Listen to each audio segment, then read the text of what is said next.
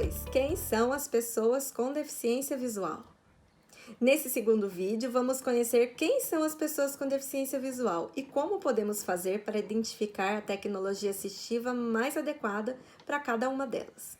Conhecer a definição de deficiência visual é muito importante para definir e aplicar as melhores práticas pedagógicas mediadas por tecnologias. Mas afinal, vamos entender quem são as pessoas com deficiência visual? A deficiência visual abrange basicamente dois grupos de pessoas com condições visuais distintas. Pessoas cegas, que são aquelas que possuem visão nula ou têm ainda alguma pequena percepção de luz, sem uso funcional da visão. E pessoas com baixa visão, que são aquelas que enxergam com bastante dificuldade, mesmo com o uso de óculos, lentes ou outros recursos. São três as principais definições que usamos para caracterizar a deficiência visual: a definição médica, a definição legal e a definição pedagógica. A definição médica é feita de acordo com a medição da acuidade do campo visual. Para que você entenda melhor, a acuidade visual é tudo aquilo que enxergamos a uma determinada distância. E o campo visual é a amplitude do alcance da visão.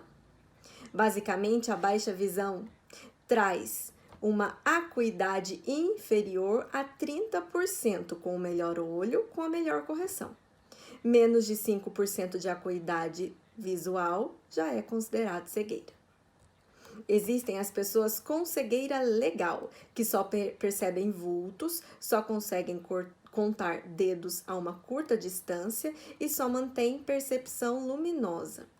E com cegueira total, que pressupõe perda completa de visão, sem qualquer percepção luminosa. Já a definição legal que usamos aqui no Brasil para a caracterização desse público está descrita nos decretos 3.298 de 1999 e no decreto 5.296 de 2004. No estado de São Paulo, também são consideradas pessoas com deficiência visual aquelas que possuem visão monocular, ou seja, que não enxerga de um único olho. Já a classificação pedagógica diz que cegueira é a perda total ou pouca capacidade de enxergar, necessitando de recursos específicos como leitura escrita em braille, por exemplo.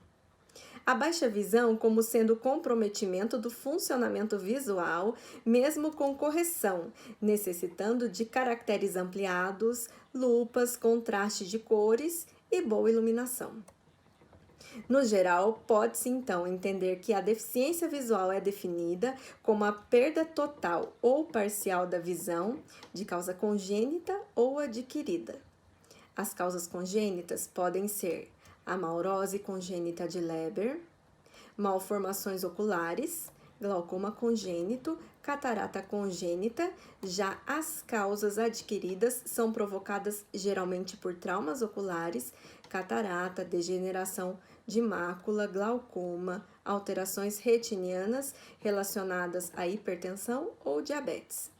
Atualmente, estima-se que a cegueira afete 39 milhões de pessoas em todo o mundo e que 246 milhões sofram de perda severa ou moderada de visão. Os dados são da Organização Mundial da Saúde, OMS, e constam no recente documento As Condições da Saúde Ocular no Brasil, de 2019, elaborado pelo Conselho Brasileiro de Oftalmologia, CBO. De maneira geral, podemos considerar que nos países em desenvolvimento, as principais causas da perda de visão são infecciosas, nutricionais, traumáticas e causadas por doenças como as cataratas. Nos países desenvolvidos, são mais importantes as causas genéticas e degenerativas. Há vários tipos de classificação da deficiência visual. De acordo com a intensidade da deficiência, temos a deficiência visual leve, moderada, profunda e severa, ou perda total da visão. De acordo com o comprometimento de campo visual, temos o comprometimento central, periférico ou sem alteração. De acordo com a idade de início, a deficiência pode ser congênita ou adquirida. Se está associada a outro tipo, como surdez, por exemplo, a deficiência pode ser múltipla ou não. Compreender esses aspectos é importante porque a deficiência visual é um fenômeno muito complexo. Você pode ter na sua sala alunos completamente cegos, alunos com baixa visão que conseguem ler textos ampliados, alunos com baixa visão que se locomovem, mas não conseguem ler no quadro, por exemplo. A definição médica é necessária, mas não suficiente.